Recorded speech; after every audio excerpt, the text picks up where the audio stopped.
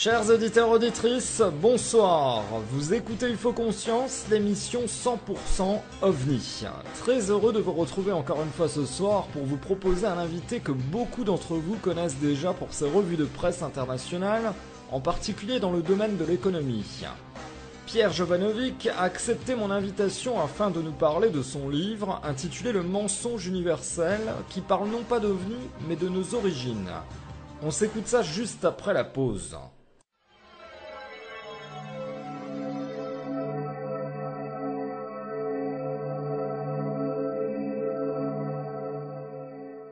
Pierre Jovanovic, bonsoir. Bonsoir. Et bienvenue à vous dans UFO Conscience. Alors ce soir, il ne va pas être question de parler d'OVNI, mais plutôt de notre création, et plus exactement de votre livre intitulé Le mensonge universel. On va donc découvrir ensemble quel est ce fameux mensonge, mais avant de commencer, je vais vous laisser vous présenter à nos auditeurs. Écoutez, je suis journaliste depuis 30 ans. Voilà. J'ai commencé ma carrière au Nouvel Observateur, au Matin de Paris, au Nouvel Observateur, dans le groupe Perdriel. Et ensuite 20 ans au Quotidien de Paris, et ensuite rédacteur en chef de France Câble et Radio, puis de IDG, le monde informatique, tout ce qui était réseau et télécom, etc. Donc c'est ma spécialité. Voilà. Et je suis plutôt connu pour un livre qui s'appelle Enquête sur l'existence des anges gardiens, entre autres. Ok, très bien. Alors pour commencer, comment est venue cette idée d'écrire un livre basé sur les textes bibliques dans un monde où il n'est pas bon de critiquer la religion, justement ? Ça m'est venu, si vous voulez, en écrivant trois livres précédents. J'avais écrit un livre qui s'appelle Biographie de l'archange Gabriel, parce que je me suis rendu compte, si vous voulez, qu'il y avait à peu près 200 ou 300 livres qui avaient été écrits sur l'archange Saint-Michel. Et alors, je précise aujourd'hui, c'est amusant parce qu'on est le 2 octobre, donc pour vos auditeurs, donc c'est la fête des anges gardiens. Et en travaillant, si vous voulez, sur Gabriel. Donc je suis remonté jusqu'à ses racines, et ses racines sont sumériennes, parce qu'on le retrouve déjà à l'époque dans le jardin de la déesse Ninursag, sous la dénomination de Cabre, c'est-à-dire ça veut dire c'est une racine donc qui veut dire gouverneur. Et c'est très intéressant enfin c'est quelque chose qui m'a fasciné. Et ensuite par les deux livres d'Enoch, donc j'étais amené à travailler sur les textes sumériens, parce que Enoch, on le retrouve dans la liste des monarques sumériens. Et Enoch a une particularité, parce que vous le savez, il a été enlevé. Il n'est pas mort, comme Élie d'ailleurs. Donc je pense que c'est ça qui vous intéresse. Il a été enlevé. Ouais. Voilà. Donc les textes dans les apparitions de la Vierge, etc., et dans l'Apocalypse des Jean, on dit qu'ils vont revenir. Bon, là, je fais vraiment. Et ensuite, il y a un texte en particulier sumérien qui m'a vraiment intrigué. Moi, je suis passé dessus une première fois, même une deuxième fois. Et c'est la troisième fois en le relisant que j'ai réalisé que là, c'était le texte biblique. Parce que il y avait une histoire de côte, il y avait un jardin, il y avait un arbre défendu, etc. Je me dis, mais c'est pas possible, c'est quoi ce délire? Et ce qui est encore plus intéressant, c'est que les sumérologues, je les appelle comme ça, ou les assyrologues, en fait, font l'impasse. C'est-à-dire qu'en fait, ils vous font tout un tas de commentaires sur tous les autres textes disponibles de la littérature sumérienne. Alors ça nous met à 3000 ans avant Jésus-Christ, je précise. Mais sur celui-là, ils bottent en touche. Alors, puisque on parle de beauté en touche, il y en a un particulier qui a alors super beauté en touche, c'est Jean Bottero, le spécialiste, etc., qui est détesté d'ailleurs parmi des assyrologues français, qui a fait une impasse totale dans un livre en fait, c'est le texte qui a servi à écrire 600 ans avant Jésus-Christ, parce que c'est là où l'Ancien Testament tel qu'on le connaît a commencé. On a le premier texte, la Genèse, Adam et Ève dans un jardin, l'arbre, le jardin d'Éden, le fruit défendu, toutes ces... voilà. Et en fait, je me suis rendu compte que c'était le texte, et que en fait le type, soit il a rien compris au texte, soit il l'a mal traduit, soit ce texte lui est parvenu totalement dénué de sens ou amputé de sa signification primaire.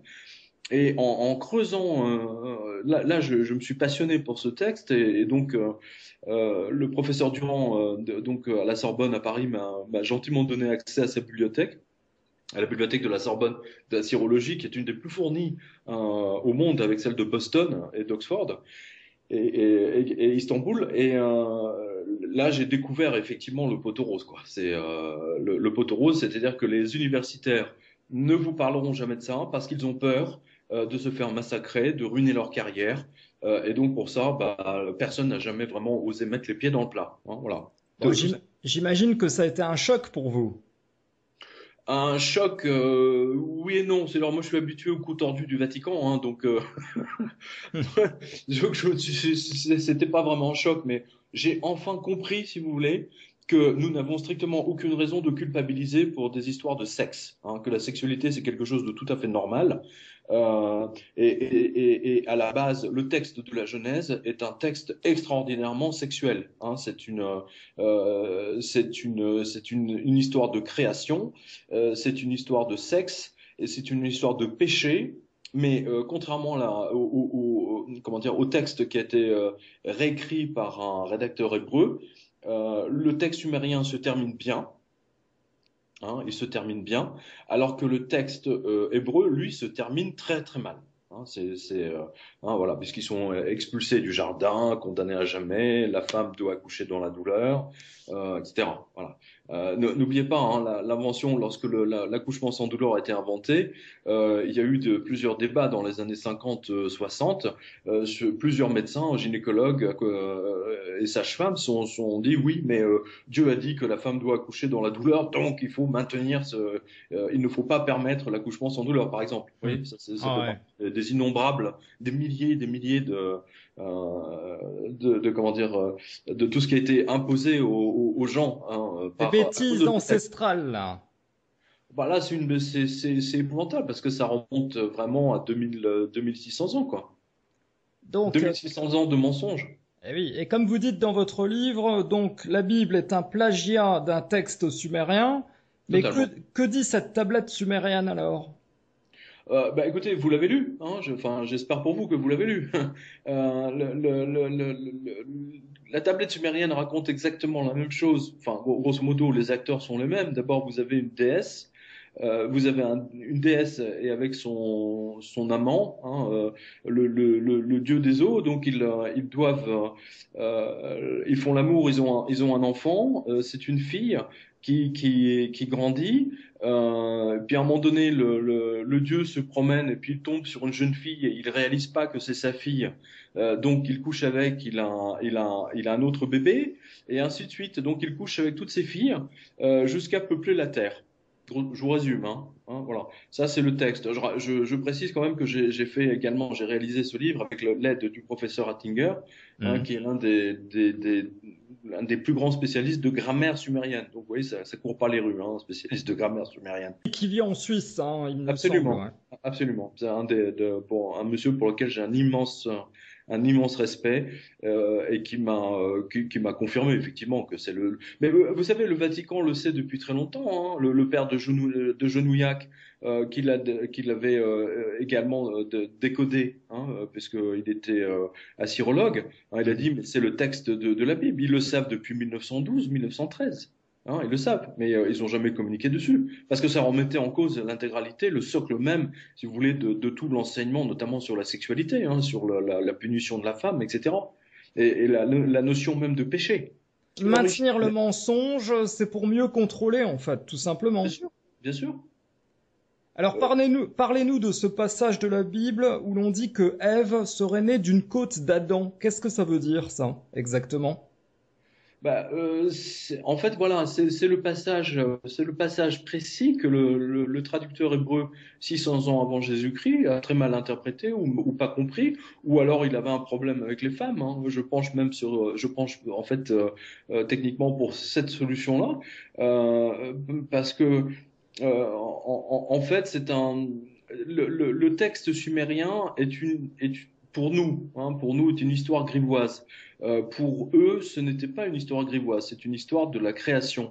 Et d'ailleurs, je vous signale comment dire, elle colle Hmm. parfaitement à celle des Égyptiens. Au musée du Louvre, vous avez une statue d'Amon du dieu Amon, Amon-Ra, hein, voilà. Et et le texte qui est en dessous dit moi, le dieu Amon-Ra, je me suis masturbé et dans mon éjaculation, mon sperme a créé le Nil. Vous voyez? Ah ouais, Ah oui, carrément, quoi. oui, oui. Mais je veux dire, ils n'avaient aucun problème avec le sexe à l'époque. Ça fait partie toutes les représentations du dieu Amon-Ra sont ithyphalliques. Hein, C'était voilà. très naturel d'en parler. Bien sûr. Ah ouais. Hein, et donc le dieu de ce dieu-là, si vous voulez, était également un dieu créateur, mais il comprend pas que ses filles ont grandi très vite, que elles sont devenues femmes. Il en tombe amoureux. Bon, il n'y a pas 150 autres femmes qui courent, qui sont disponibles non plus. Ah Et oui. donc il tombe malade. Et il demande à la déesse Ninursag, Mhm. hein, de le guérir. Et chacune, si vous voulez, des filles a un nom bien précis. Et en fait, c'est un jeu de mots. Hein, c'est-à-dire qu'en fait, elle lui fait l'amour, hein, dans le texte. La déesse lui fait l'amour, elle se met sur lui, hein, et c'est en le guérissant, en lui faisant l'amour, qu'elle le guérit. Hein. C'est pour ça que leur histoire se termine bien.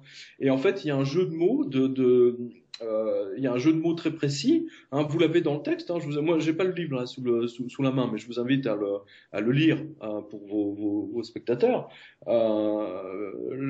parce que c'est très précisément un jeu de mots qui n'a pas été, qui a été mal traduit en fait, hein, qui a été vraiment très mal traduit. Euh, Par exemple, si vous dites en français, il fait le pied de grue, hein, il fait le pied de grue, en fait, techniquement, ça veut dire qu'il attend, hein, Mhm. d'accord? Mhm. Mais quelqu'un dans une autre langue, il va traduire ça, il va vous le traduire, en fait, sa jambe ressemble à celle d'une grue. Oui, voilà, tout simplement, quoi. Voilà, tout Ah ouais. bêtement. C'était une erreur de traduction. C'est de ce type-là. Hein. Vous avez tous les détails dans le livre. C'était Hein. traduit tel quel.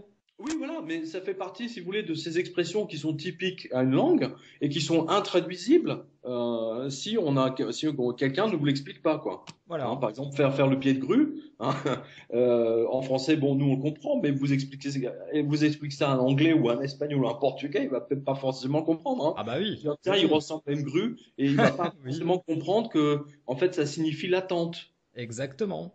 Voilà. Et quel a été le rôle du serpent pour vous? Ben, là, en fait, il y a pas dans le texte sumérien, en fait, c'est un conseiller. Hein, c'est Ah un oui, oui, il faut conseiller. préciser qu'en fait, il ne porte pas le nom du serpent, c'est un conseiller dans le texte sumérien, c'est ça en Voilà, fait, c'est hein. un Ah conseiller ouais. du dieu qui lui dit, ah bah tiens, parce qu'il se promène dans le jardin, hein, il se promène dans le jardin, ce qui va devenir le jardin d'Éden dans le texte hébreu. Mhm. Et, et donc le conseiller lui dit, bah, il découvre une plante qu'il ne connaît pas. Hein, et pour les dieux sumériens, comme pour les Égyptiens d'ailleurs, les dieux égyptiens, c'est très important de donner le nom à quelque chose. Si quelque chose n'a pas de nom, une personne, un animal, n'existe pas Mhm. aux yeux des dieux. Donc la première chose que fait ce dieu sumérien, c'est de donner un nom. Et donc pour lui donner un nom, il va goûter la plante. Et comme c'est quelque chose, si vous voulez, qui est né de lui, en même temps, il va s'empoisonner. Hein, voilà. Donc en fait, c'est une histoire sumérienne qui insiste sur le fait que même si la création, c'est-à-dire au début, il y avait très peu de gens, tout a commencé dans un inceste. Hein, voilà, c'est un inceste. Et d'ailleurs, c'est très intéressant puisque ça recoupe très bien l'histoire de Sodome et Gomorrhe. Hein, vous voyez, c'est encore. Attendez, vous dites que l'histoire de l'humanité est le fruit d'un inceste, c'est ça en fait. Vous m'avez interrompu au moment où j'allais vous donner la clé, la seconde clé. C'est Mhm. l'histoire de Sodome et Gomorre, hein, de Lot et ses filles. Hein. Ah oui, ouais. Voilà, tout Sodome et Gomorre a été détruit. Hein. Il suffit vous achetez une Bible, vous la lisez, hein, vous allez apprendre plein de choses. Sodome et Gomorre a été rasé par une espèce d'explosion géante, et donc les seuls survivants sont Lot et ses filles. Et donc, pour repeupler, bah, il couche avec ses filles. Et d'ailleurs, ce sont ses filles qui le branchent. Hein.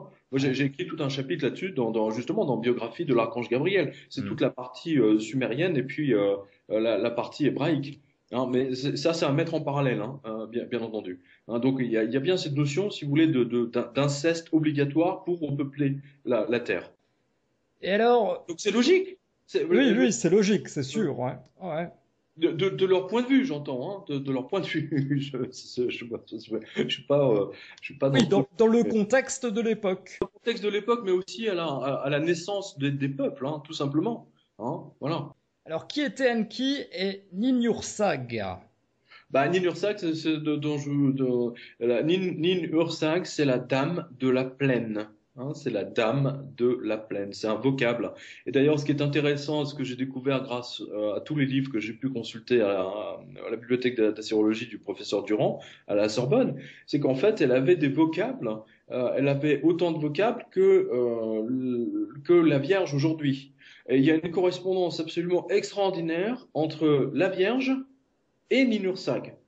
Pour moi, d'ailleurs, je ne veux pas dire que c'est les mêmes, mais quasiment, quoi. Et ce qui est intéressant, d'ailleurs, c'est que ce n'est que très récemment qu'on a découvert, euh, ça fait à peu près peut-être moins de 10 ans, hein, ouais, 10 ans, 10 ans qu'on a découvert, parce qu'on pensait que le sumérien, la langue sumérienne était perdue. D'accord? On pensait elle a été enterrée par le temps. Bah, Mhm. figurez-vous que non. Et qu'aujourd'hui, en fait, le mystère, un autre mystère, donc du coup, s'est éclairci, c'est le mystère des langues finno-ougriennes, hein, qui comprend en fait le basque, le finnois et le hongrois, hein, principalement. Et en fait, on se rend compte en fait que énormément du vocabulaire sumérien, en fait, est exactement le même que le vocabulaire hongrois. Par exemple, puisqu'on parle de cette déesse, Nin Ursag, euh, Nin c'est la dame, Ursag c'est la plaine.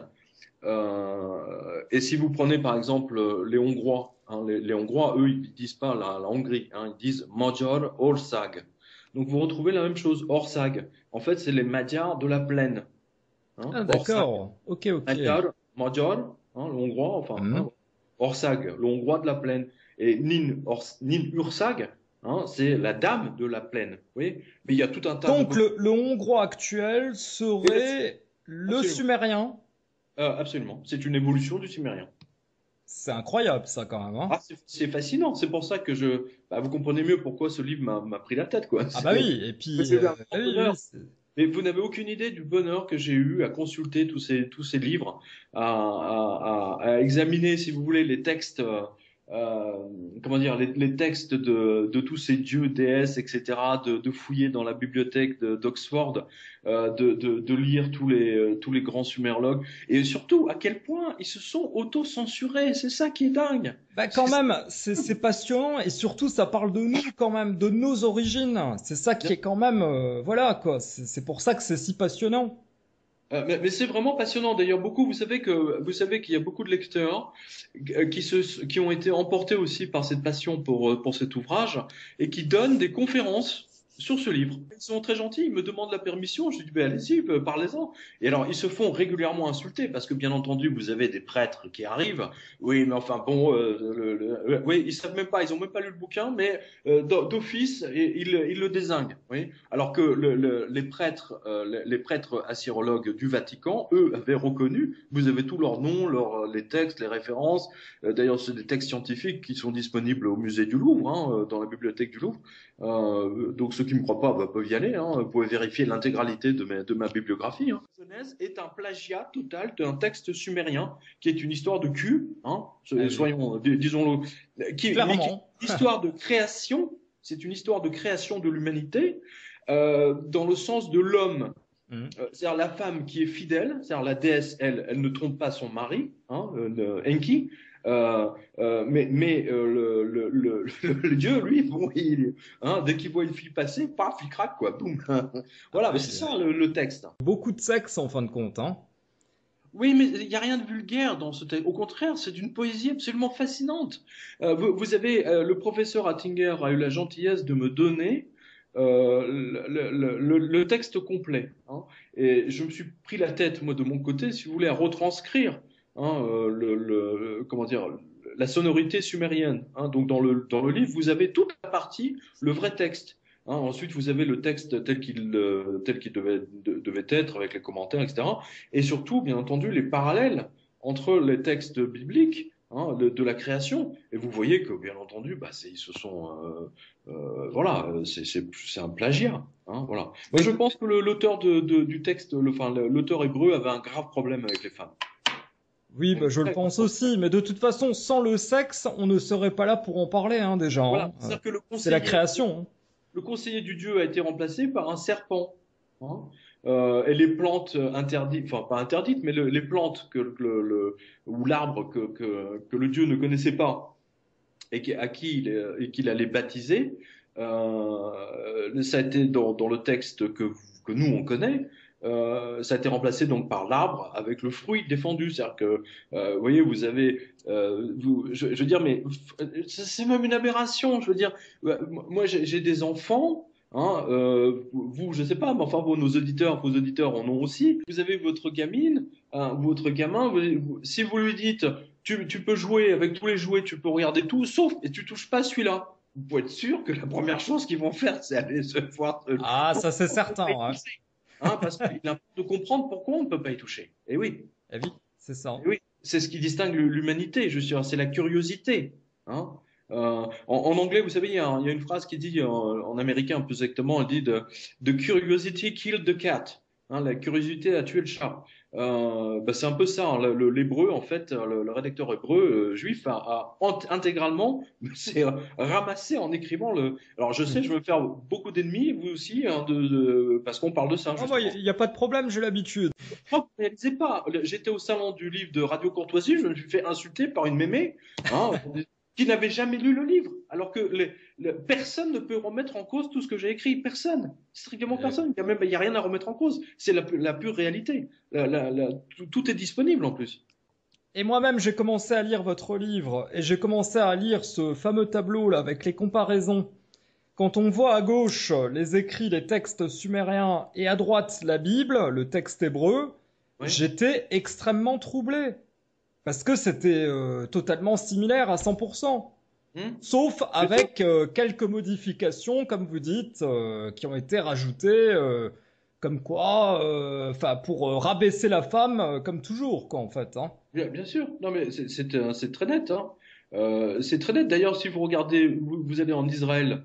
J'ai récité, j'ai dit un jour que j'avais récité un kaddish dans un. Vous savez, alors le kaddish, c'est une prière juive pour les morts. Hein, voilà. Donc j'avais récité un kaddish dans une synagogue. Hein, alors quelques petits malins avaient pris juste cette phrase-là bien entendu, en omettant de mettre le reste de ma phrase, hein, pour voilà.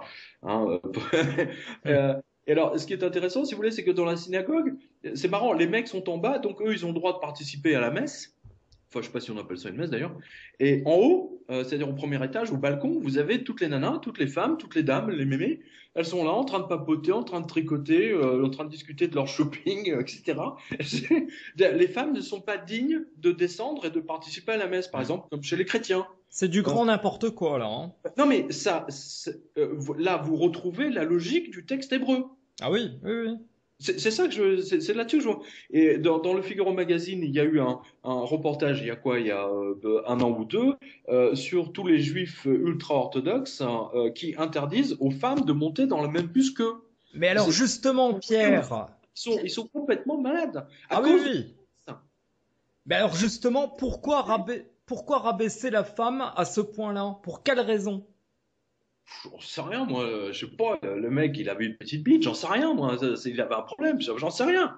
Parce qu'il y a bien une raison, je pense. Hein. Je suis désolé d'être, mais j'ai exploré, si vous voulez, les raisons possibles. Ouais. Il y a une haine de la femme qui est rendue responsable, alors que dans le texte, c'est la femme qui sauve le monde. C'est ça qui est dingue. C'est la femme qui sauve le monde. Ben oui, ouais. Parce qu'elle a été considérée comme dangereuse quand même. Hein. En enlevant les maladies de son corps, en lui faisant l'amour. Ah oui. C'est ça qu'on doit voir. Ouais, ouais. Et d'après vous, qui étaient ces dieux? D'où venaient-ils?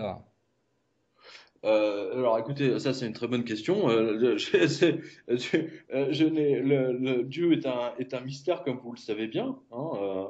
Il y a plusieurs explications que j'ai vues récemment.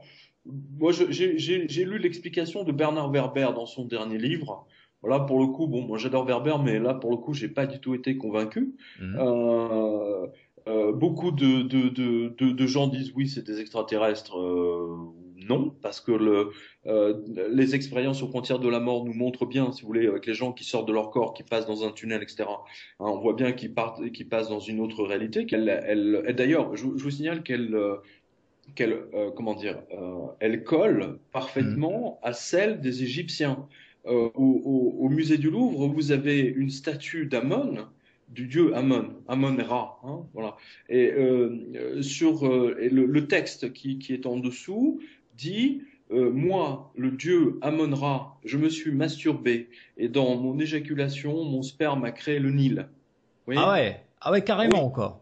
oui, oui. Mais je veux dire, ils n'avaient aucun problème avec le sexe à l'époque. Ça fait partie toutes les représentations du dieu Amon-Ra sont ityphaliques. Hein, C'était voilà. très naturel d'en parler. Bien sûr. Ah ouais. Hein, et donc le dieu de ce dieu-là, si vous voulez, est également un dieu créateur, mais il comprend pas que ses filles ont grandi très vite, que elles sont devenues femmes. Il en tombe amoureux. Bon, il n'y a pas 150 autres femmes qui courent, qui sont disponibles non plus. Ah Et oui. donc il tombe malade. Et il demande à la déesse Ninursag, Mhm. hein, de le guérir. Et chacune, si vous voulez, des filles a un nom bien précis. Et en fait, c'est un jeu de mots. Hein, c'est-à-dire qu'en fait, elle lui fait l'amour, hein, dans le texte. La déesse lui fait l'amour, elle se met sur lui, hein, et c'est en le guérissant, en lui faisant l'amour, qu'elle le guérit. Hein. C'est pour ça que leur histoire se termine bien. Et en fait, il y a un jeu de mots il y a un jeu de mots très précis. Hein, vous l'avez dans le texte. Hein, moi, j'ai pas le livre là, sous la main, mais je vous invite à le lire pour vos spectateurs, parce que c'est très précisément un jeu de mots qui n'a pas été, qui a été mal traduit en fait, hein, qui a été vraiment très mal traduit. Euh, Par exemple, si vous dites en français, il fait le pied de grue, hein, il fait le pied de grue, en fait, techniquement, ça veut dire qu'il attend, hein, Mhm. d'accord? Mhm. Mais quelqu'un dans une autre langue, il va traduire ça, il va vous le traduire, en fait, sa jambe ressemble à celle d'une grue. Oui, voilà, tout simplement, quoi. Voilà, tout Ouais. bêtement. C'était une erreur de traduction. C'est de ce type-là. Hein. Vous avez tous les détails dans le livre. Hein. C'était traduit tel quel. Oui, voilà, mais ça fait partie, si vous voulez, de ces expressions qui sont typiques à une langue et qui sont intraduisibles si quelqu'un ne vous l'explique pas, quoi. Hein, Voilà. par exemple, faire le pied de grue. Hein, en français, bon, nous on le comprend, mais vous expliquez ça à un anglais ou à un espagnol ou à un portugais, il va peut-être pas forcément comprendre. Hein. Ah bah Il oui. va Oui, dire, il oui. ressemble à une grue et il va pas Oui, forcément comprendre que, en fait, ça signifie l'attente. exactement. Voilà. Et quel a été le rôle du serpent pour vous? Ben, là, en fait, il y a pas dans le texte sumérien, en fait, c'est un conseiller. Hein, c'est Ah un oui, oui, il faut conseiller. préciser qu'en fait, il ne porte pas le nom du serpent, c'est un conseiller dans le texte sumérien, c'est ça en Voilà, fait, c'est hein. un Ah conseiller ouais. du dieu qui lui dit, ah bah tiens, parce qu'il se promène dans le jardin, hein, il se promène dans le jardin, ce qui va devenir le jardin d'Éden dans le texte hébreu. Mhm.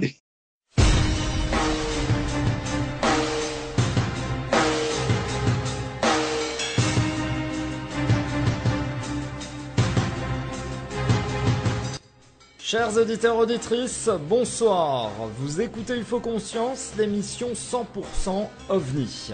Très heureux de vous retrouver encore une fois ce soir pour vous proposer un invité que beaucoup d'entre vous connaissent déjà pour ses revues de presse internationales, en particulier dans le domaine de l'économie.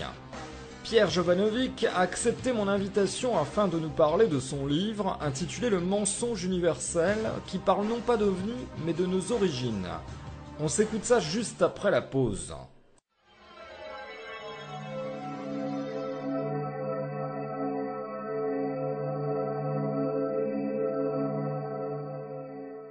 Pierre Jovanovic, bonsoir, Bonsoir. et bienvenue à vous dans UFO Conscience. Alors ce soir, il ne va pas être question de parler d'OVNI, mais plutôt de notre création, et plus exactement de votre livre intitulé Le mensonge universel. On va donc découvrir ensemble quel est ce fameux mensonge, mais avant de commencer, je vais vous laisser vous présenter à nos auditeurs. Bah, écoutez, je suis journaliste depuis 30 ans. Voilà. Et j'ai commencé ma carrière au Nouvel Observateur, au Matin de Paris, au Nouvel Observateur, dans le groupe Perdriel. Et ensuite 20 ans au Quotidien de Paris. Et ensuite rédacteur en chef de France Câble et Radio, puis de IDG, le monde informatique, tout ce qui était réseau et télécom, etc. Donc c'est ma spécialité. Voilà. Et je suis plutôt connu pour un livre qui s'appelle Enquête sur l'existence des anges gardiens, entre autres. Ok, très bien. Alors pour commencer, comment est venue cette idée d'écrire un livre basé sur les textes bibliques dans un monde où il n'est pas bon de critiquer la religion, justement? Ça m'est venu, si vous voulez, en écrivant trois livres précédents, hein. J'avais écrit un livre qui s'appelle Biographie de l'archange Gabriel, parce que je me suis rendu compte, si vous voulez, qu'il y avait à peu près 200 ou 300 livres qui avaient été écrits sur l'archange Saint-Michel. Et alors, je précise aujourd'hui, c'est amusant parce qu'on est le 2 octobre, hein, donc pour vos auditeurs, donc c'est la fête des anges gardiens. Et en travaillant, si vous voulez, sur Gabriel. Donc je suis remonté jusqu'à ses racines, et ses racines sont sumériennes, hein, parce qu'on le retrouve déjà à l'époque dans le jardin de la déesse Ninursag, Mhm. sous la dénomination de Cabre, hein, ça veut dire, c'est une racine, donc qui veut dire gouverneur. Et c'est très intéressant enfin c'est quelque chose qui m'a fasciné, hein. Et ensuite par les deux livres d'Enoch, donc j'étais amené à travailler sur les textes sumériens, parce que Enoch, on le retrouve dans la liste des monarques sumériens. Et Enoch a une particularité, hein, parce que vous le savez, il a été enlevé, hein, il n'est pas mort, hein, comme Mhm. Élie d'ailleurs, hein. Donc je pense que c'est ça qui vous intéresse. Il a été enlevé, Ouais. voilà. Donc les textes dans les apparitions de la Vierge, etc., et dans l'Apocalypse, etc. Voilà. N'oubliez pas, hein, l'invention, lorsque l'accouchement sans douleur a été inventé, il y a eu plusieurs débats dans les années 50-60. Plusieurs médecins, gynécologues et sages-femmes sont dit oui, mais Dieu a dit que la femme doit accoucher dans la douleur, donc il faut maintenir il ne faut pas permettre l'accouchement sans douleur, par exemple. Vous Mhm. voyez, ça Ah fait ouais. partie des innombrables, des milliers comment dire, de tout ce qui a été imposé aux gens, hein, Des à cause bêtises de ça. ancestrales, là. Bah là, c'est épouvantable parce que ça remonte vraiment à 2600 ans, quoi. Donc, 2600 ans de mensonges. eh oui, et comme vous dites dans votre livre, donc la Bible est un plagiat d'un texte sumérien, mais Totalement. que dit cette tablette sumérienne alors? Bah écoutez, vous l'avez lu, hein, enfin, j'espère pour vous que vous l'avez lu. La tablette sumérienne raconte exactement la même chose. Enfin, grosso modo, les acteurs sont les mêmes. D'abord, vous avez une déesse, vous avez une déesse et avec son amant, hein, le dieu des eaux. Donc ils doivent, ils font l'amour, ils ont un enfant. C'est une fille qui grandit. Puis à un moment donné, le dieu se promène et puis il tombe sur une jeune fille et il réalise pas que c'est sa fille. Donc il couche avec, il a un autre bébé et ainsi de suite. Donc il couche avec toutes ses filles jusqu'à peupler la terre. Je vous résume, hein, voilà. Ça c'est le texte. Je précise quand même que j'ai réalisé ce livre avec l'aide du professeur Attinger, hein, Mhm. qui est l'un des plus grands spécialistes de grammaire sumérienne. Donc vous voyez, ça court pas les rues, hein, spécialiste de grammaire sumérienne. Qui vit en Suisse, hein, il me semble. Absolument, Ouais. absolument. C'est pour un monsieur pour lequel j'ai un immense respect et qui m'a confirmé effectivement que c'est le. Mais vous savez, le Vatican le sait depuis très longtemps, hein, le père de Genouillac qui l'avait également décodé, hein, puisqu'il était assyrologue. Hein, il a dit mais c'est le texte de la Bible. Ils le savent depuis 1912, 1913. Hein, ils le savent, mais ils n'ont jamais communiqué dessus, parce que ça remettait en cause l'intégralité, le socle même, si vous voulez, de tout l'enseignement, notamment sur la sexualité, hein, sur la punition de la femme, etc. Et la notion même de péché.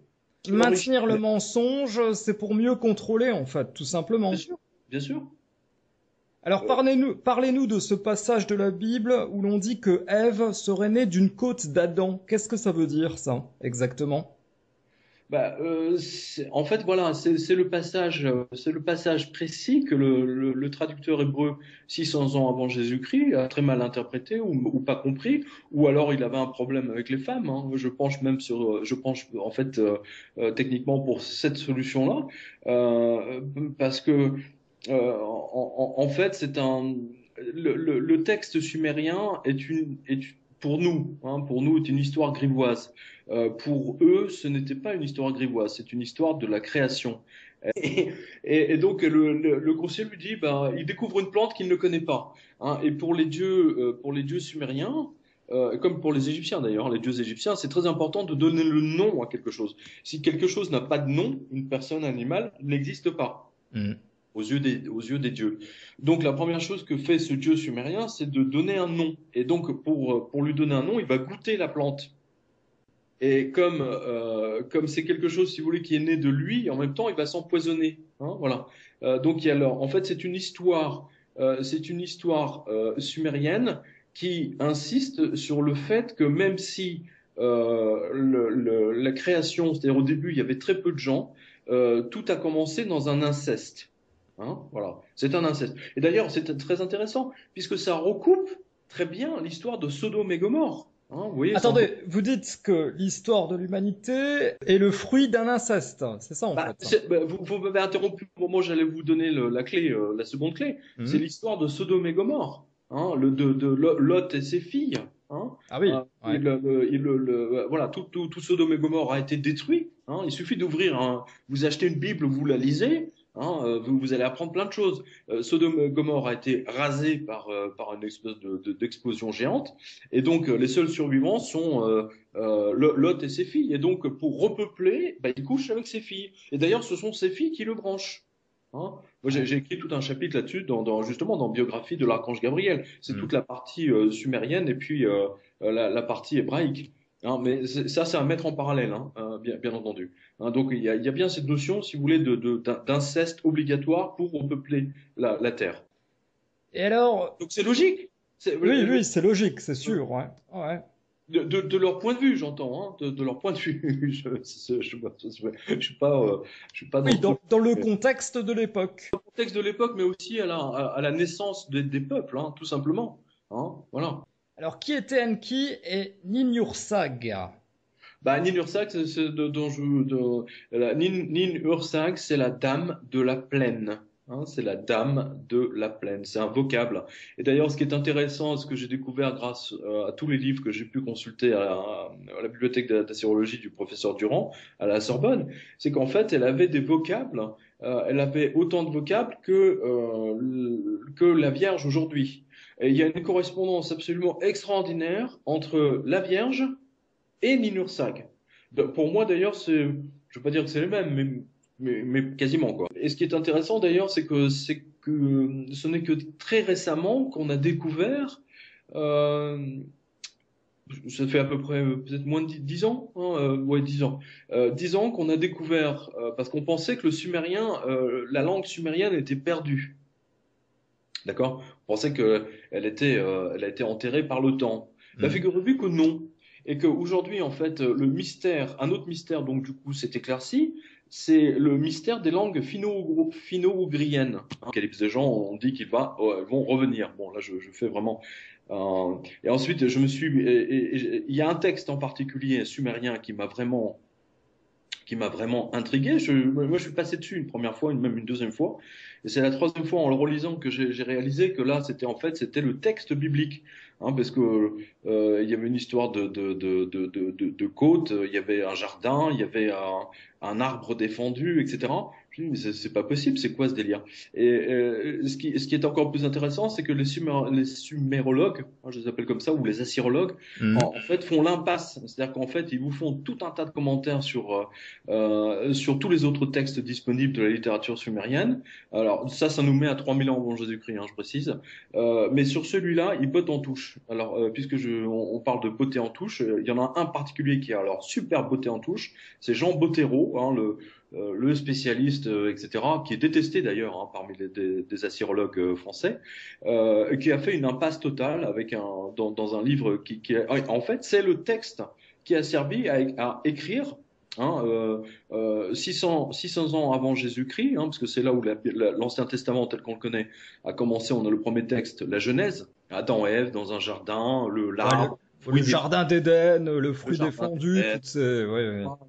Voilà. Et en fait, je me suis rendu compte que c'était le texte et que en fait le type, soit il a rien compris au texte, soit il l'a mal traduit, soit ce texte lui est parvenu totalement dénué de sens ou amputé de sa signification primaire. Et en creusant, là je me suis passionné pour ce texte et donc le professeur Durand, donc à la Sorbonne à Paris, m'a gentiment donné accès à sa bibliothèque, à la bibliothèque de la Sorbonne de la sirologie, qui est une des plus fournies au monde, avec celle de Boston et d'Oxford et Istanbul. Et là, j'ai découvert effectivement le poteau rose, quoi. C'est le poteau rose, c'est-à-dire que les universitaires ne vous parleront jamais de ça parce qu'ils ont peur de se faire massacrer, de ruiner leur carrière. Et donc pour ça, bah, personne n'a jamais vraiment osé mettre les pieds dans le plat. Hein, voilà. Donc, Donc, j'imagine que ça a été un choc pour vous. un choc, oui et non. C'est alors moi je suis habitué au cou tordu du Vatican, hein, donc c'était pas vraiment un choc, mais j'ai enfin compris, si vous voulez, que nous n'avons strictement aucune raison de culpabiliser pour des histoires de sexe, hein, que la sexualité c'est quelque chose de tout à fait normal. Et à la base, le texte de la Genèse est un texte extraordinairement sexuel. Hein, une histoire de création, c'est une histoire de sexe et c'est une histoire de péché. Mais contrairement là, comment dire, au texte qui a été réécrit par un rédacteur hébreu, le texte sumérien se termine bien. Hein, il se termine bien, alors que le texte hébreu, lui, se termine très très mal. Hein, voilà, puisqu'ils sont expulsés du jardin, condamnés à jamais, la femme doit accoucher dans la douleur.